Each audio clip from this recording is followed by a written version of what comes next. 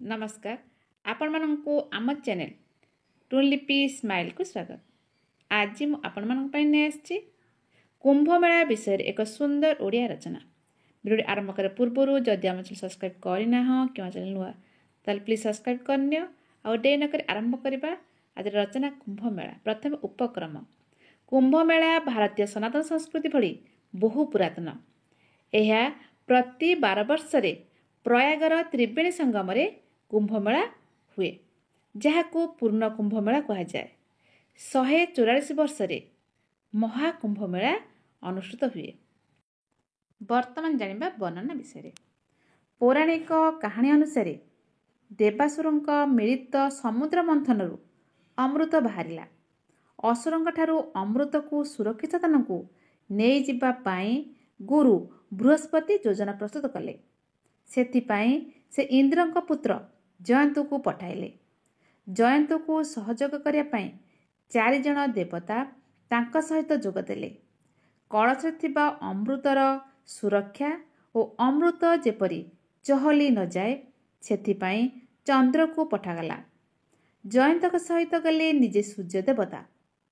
तांकर काम थिला कलश को जेकोसी क्षतिरु रक्षा करिबा, अर्थात पात्र जेपरी भांगी न जाऊ। शनि जयंतक उपरे नजर रखिबा कार्य नियोजित हेले। बृहस्पति निजे राक्षसों को अटेकवा काम नियोजित हेले। जयंत लोभरे आसी जेपरी सबु अमृत पी न दियंतु सेथिपाई एपरी योजना देवता माने प्रस्तुत करथिले। किंतु असुर माने अमृत पाए पाई जयंतक पछरे गोड़ाइथिले। संघर्ष मध्य होइथिला।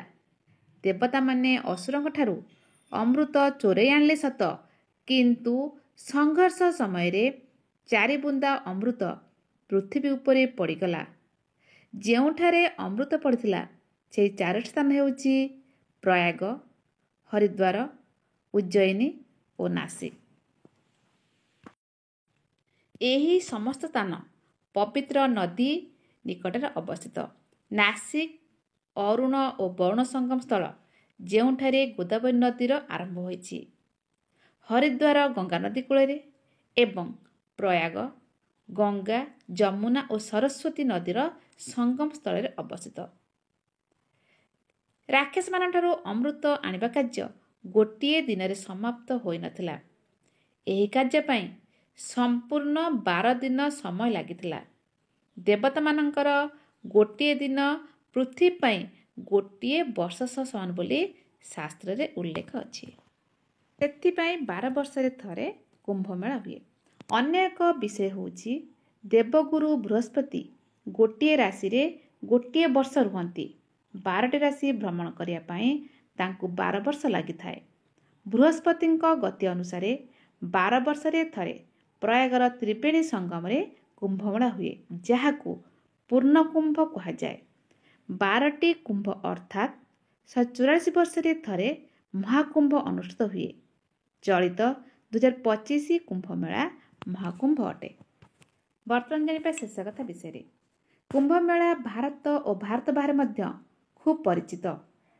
यह सनातन धर्मर एक बड़ पर्व।